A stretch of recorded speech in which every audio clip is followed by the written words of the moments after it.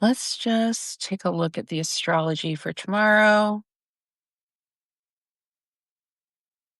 and see what we got going on. So, as for this full moon, okay, think back to where what you were doing in March, because this full moon is ending a 6 month cycle. Okay, so whatever started around that time could come full circle today. Um, although there might be like, hold on one second, Delene. There, hopefully that's better. I don't know why my phone does that. Anyway, um, it might be this feeling of like I kind of want to brush past it. Mercury has entered Scorpio as well and is encouraging you to kind of spend a moment reflecting on this cycle, you know? Just think over like the last 6 months. Where have you been? What steps have you taken? That sort of thing. So for tomorrow, we have Mercury in Scorpio squaring Pluto retrograde in Aquarius. So, yuck. Yeah. That could create kind of like an intense conversation tomorrow. Something kept private or under wraps might come to light, so you or somebody else could be exposed, which may not go over very well. Okay.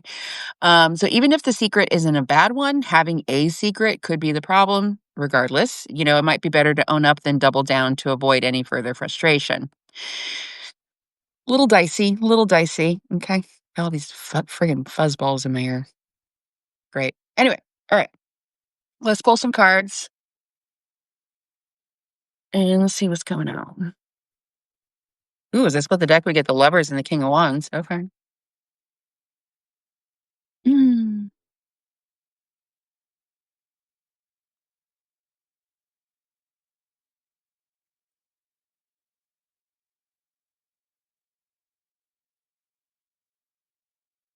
Alrighty. So let's see what the cards have for us today.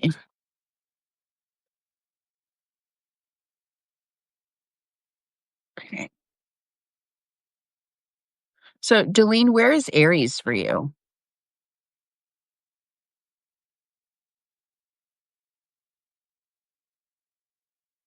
Husband's putting my stepdaughter to bed. I hear doors slamming.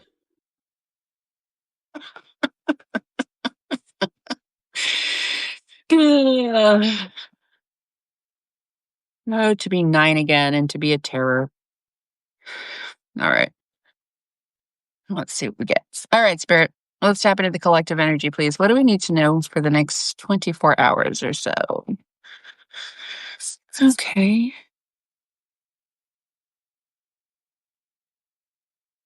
So it's like we're feeling a little bit disappointed. Okay. A little bit disappointed with life. Maybe we've been overindulging in something and we kind of have that little feeling.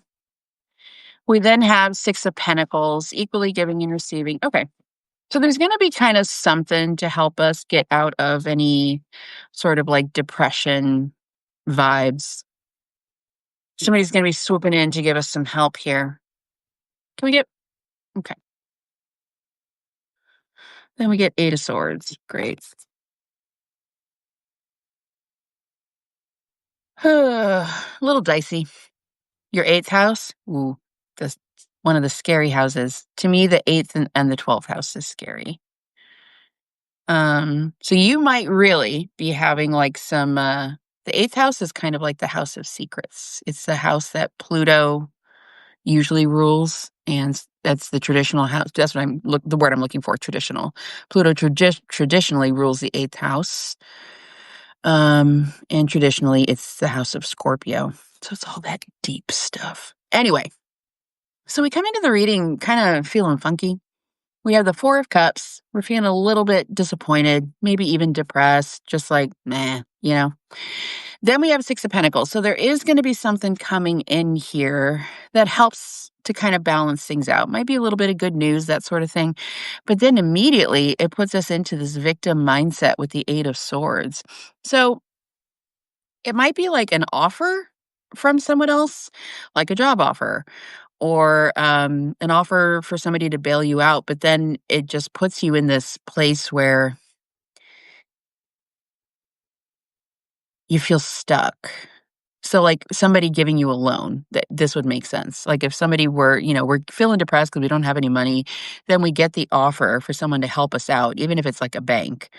But then it puts us in this state of mind of like, "Oh, but I owe," you know? It's like I get what I want, I get what I need, but I still kind of feel like a victim. I still kind of feel like tied down, that sort of thing. Overall energy, we have Queen of Cups. That's us. Okay. She is the witchy queen, no matter what your signs are. Traditionally, she is Cancer, Pisces, Scorpio. She's the intuitive queen. And this intuitive queen has to make a tough decision that she really doesn't want to make. Then for the advice, we have Knight of Pentacles and Page of Cups. So the advice here is telling us like slow and steady wins the race.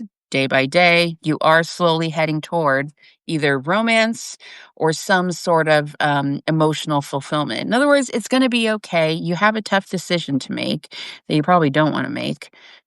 But so, what do we know? There's something coming in to help, but it does put you in this position of kind of feeling stuck or like a victim, okay? I know. It's not the best. It is what it is. So, could also be something like my second house, my Aries placement is in my second house, so my house of monies. Maybe that's why I'm having all of these money visions here. Um It could also be something where, like, you're bored, you're listless, you get an offer to, like, attend school, but then you have to take loans out, and it's like, "Do I really wanna have loans?" Or you suddenly have the ability to file bankruptcy, and,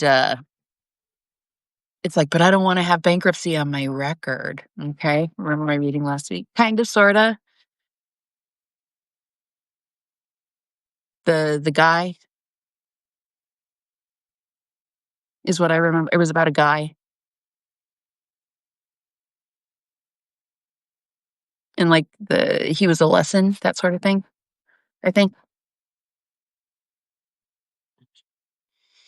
Oh, well, that's nice.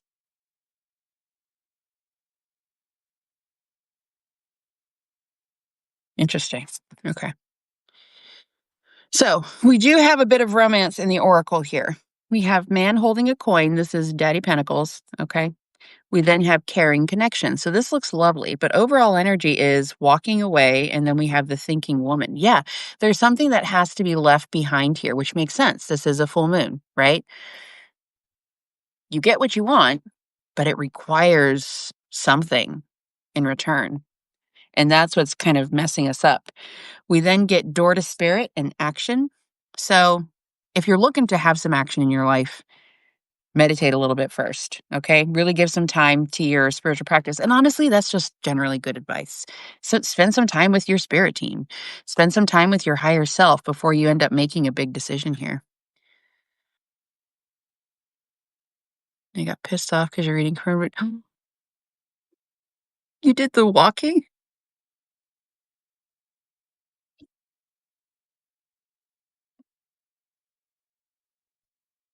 dominance spell. Now he won't leave you alone. Is that what's happening? Now he's become like super codependent.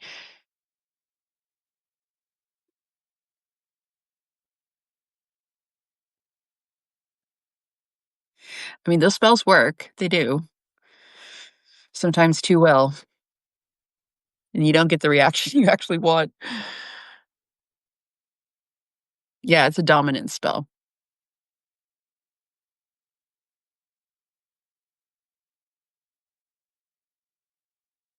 You must have put a lot of intention. Says I have a good connection on my end. But yeah, what you did basically was a dominance spell. Actually, let's read one of these. Let's ask Spirit to just give us one card. Hello. Yeah, so what I was saying is you basically did a dominance spell on them. And those are really powerful and they do often work, but often ended up finding out, oh my god. But often, okay, when you do that kind of spell work, um, you don't get the reaction that you really want. So, all right. Can we have one message of wisdom or guidance for the collective, please?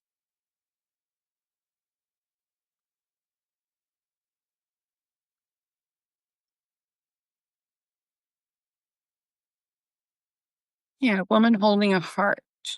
Yeah, guys, there's something about your spiritual practice right now is really, really important. It's going to help you actually move forward here, communing with your higher self. Okay.